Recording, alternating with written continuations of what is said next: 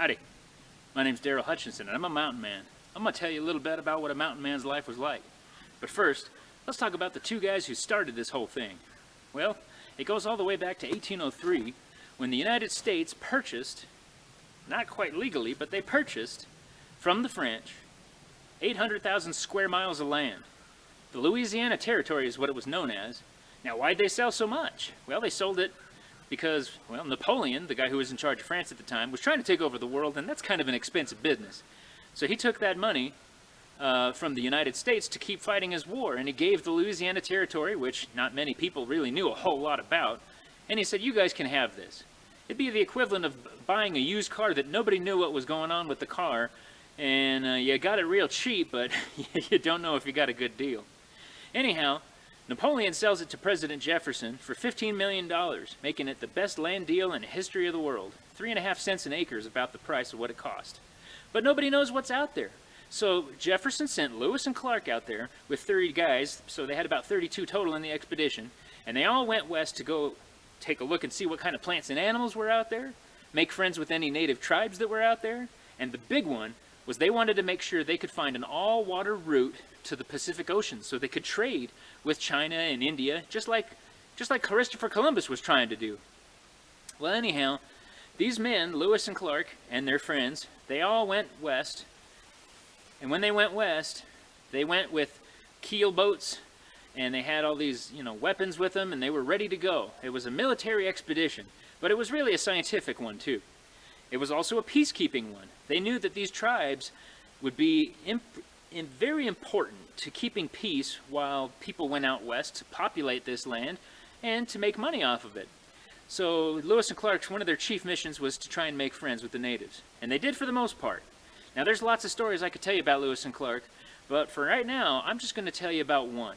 And that one is about the Blackfeet Indians. Now the Blackfeet Indians lived up and around the mountains of Idaho, Montana area. And they were a fierce tribe. They had already gotten guns from trading with British and French trappers and traders. So they were armed to the teeth, and they had already been able to buffalo, which means to kind of shove aside and push around, maybe bully, other tribes around their area, like the Shoshone. And the Shoshone had been pretty good friends with Lewis and Clark. They even gave them horses to go over the mountains. Well, when these Blackfeet saw that they were being friendly with the Shoshone, they thought, well, I don't know if we should be friends with them. If they give these weapons to our enemies, we're not going to be the big boys in the area anymore, so we need to stop that. Well, on their way home, Lewis and Clark had been out for a couple years by now. They just wanted to get home. They didn't have time to sit and look at plants anymore and take samples of animals and plants and send them back. They were on their way back themselves, and they wanted to get home, and they wanted to do it quick. Well, one night, they were camped in the Idaho-Montana area, and as they were camped, Blackfeet Indians snuck into their camp.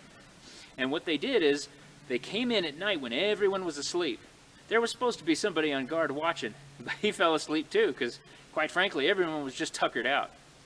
And as they were sleeping, they slept with their weapons, and just in case they got attacked or a bear came into camp or whatever, they'd be ready. So they had their guns, and they were sleeping with them.